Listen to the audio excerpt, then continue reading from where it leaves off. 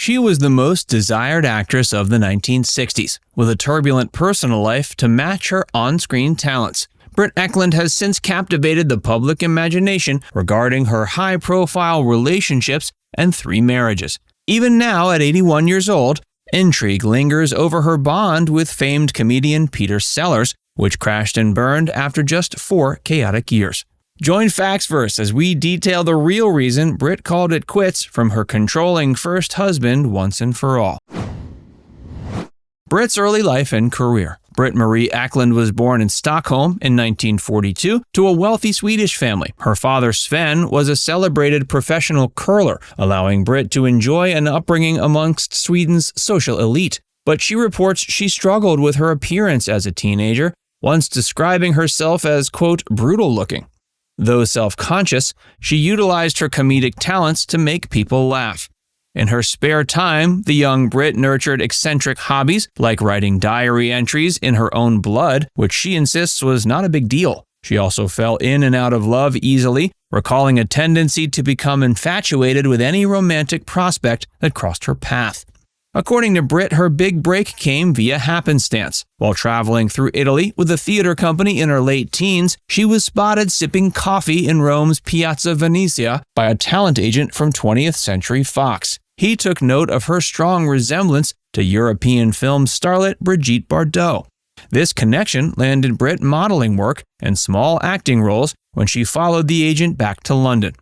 By the early 60s, Britt had built up enough of a resume to catch the attention of Hollywood execs.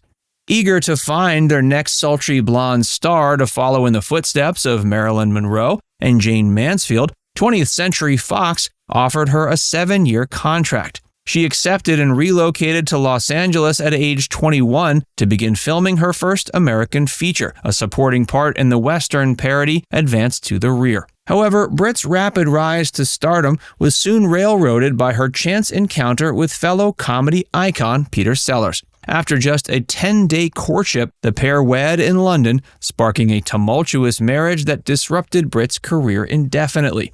Though the relationship conformed to Britt's childhood romanticism, it ultimately confined and controlled her, demanding immense sacrifice. Whirlwind Courtship. In 1964, she was staying at London's Dorchester Hotel during a break from filming, when opportunity came knocking once again, this time in the form of famous English comedian Peter Sellers. 10 years older than Britt, Sellers spotted the Swedish beauty's picture in a newspaper and made the impulsive decision that he must meet her. As chance would have it, Sellers was also checked into the Dorchester at the time. He sent his valet to Britt's room to invite her to his suite for a visit. Unaware of Sellers' stardom, Britt reports she exercised modesty upon meeting him, unsure if he had untoward intentions. Her caution quickly melted away when Sellers escorted her by limousine to view his latest film, The Pink Panther, in the hopes of impressing her with his performance as the bumbling Inspector Clouseau. Clearly swayed, Britt returned to the hotel to find her room stuffed wall to wall with floral arrangements, courtesy of her smitten suitor. This over-the-top gesture was followed in quick succession by extravagant gifts, including designer dresses, jewelry, a puppy named Pepper, and reservations to lavish dinners around London. After just 10 days of this whirlwind courtship, Sellers informed the press he and Britt were engaged. With little grasp of how to respond, Britt simply accepted the proposal. According to Britt, Sellers began heavily interfering in her life immediately after their nuptials. As her controlling new spouse, he handpicked Britt's daily outfits without asking her opinion or preferences. He also insisted she leave the set of her film Guns at Batasi to join him in California, sending a doctor to falsely diagnose her with strain and stress. This ruse got Britt fired from the project altogether, allowing Sellers to whisk her back to his Beverly Hills estate full-time. Once in LA, Sellers revealed he had an entire designer wardrobe custom created and installed in their bedroom for Britt. In his mind, she would now have no reason to leave his presence. Though this lavish lifestyle resembled a fairy tale, Britt soon discovered the dark underside of her Prince Charming and his marble palace. Tumultuous 4-year marriage. Life behind the gilded gates of the Sellers estate rapidly developed into psychological torment for Britt.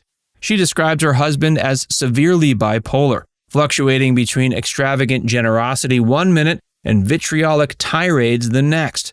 Sellers apparently suffered from deep insecurities and paranoia, accusing Britt of affairs and demanding she appear in his own films so he could monitor her on set. Though Sellers had a public reputation as a charming comedic genius, at home he perpetually erupted over minor grievances. Britt might speak Swedish with her mother on the phone and inadvertently trigger a raging argument from Sellers that lasted for hours. On one occasion in their Rome hotel room, he smashed her radio to pieces during an all-night spat set off by their encounter with some paparazzi earlier in the evening. According to Britt, Sellers regularly threatened her with divorce, only to renege days later with conciliatory gifts and apologies. While chaotic, this cyclical dynamic convincingly concealed the relationship's abusive nature from Britt initially. In retrospect, she recognizes the emotional and psychological warfare her ex-husband subjected her to for the entirety of their partnership. Sadly, Sellers' fame and fortune disincentivized him from seeking help for what Britt now believes were bipolar disorder and alcoholism. As she sees it, his lucrative film career depended on sustaining his erratic creative persona, leaving no room for treatment or stability. Instead, studios and agents enabled his self-destruction to protect their investment. Ironically, Britt sacrificed her own blossoming career on the altar of this turbulence. In obliging Sellers' demands for her company on set, she passed on film roles and breached her contract with 20th Century Fox. Their joint projects flopped critically and financially anyway. Still, Britt remained duty-bound within the relationship despite her misery. After 4 years subsisting in the eye of Sellers' storm, the perpetual trauma finally broke Britt. An explosive clash while vacationing in Rome convinced her at last that no makeup gift could erase the damage inflicted. The final straw. Following nearly half a decade of weathering the volatility of the marriage, she reached that breaking point during a 1967 trip. Though the impetus was minor, the ensuing blow-up ruptured the relationship. The embattled couple was trying to enjoy an evening out when they were spotted by paparazzi. Britt committed the grave error of politely engaging the photographers and granting permission for them to snap a few quick pictures. This innocent interaction ignited Sellers' hair-triggered temper. For hours after returning to the hotel room, Sellers unleashed a tirade of verbal abuse upon his wife for speaking with the paparazzi. Though accustomed to his outbursts, Britt had no allies or distractions this time to help her endure. She arranged independent transport back to London shortly after. She hid herself for several days, during which time she thought about her life. This solidified her recognition that continuing as Sellers' wife meant consenting to eternal misery and destruction. Though Sellers fought the divorce, he couldn't alter Britt's sober realization. His refusal to take accountability only affirmed her conviction. With the ink still drying on their 1968 divorce decree, Britt did not look back again until Sellers' shocking death by heart attack in 1980. Now it's time to hear from you.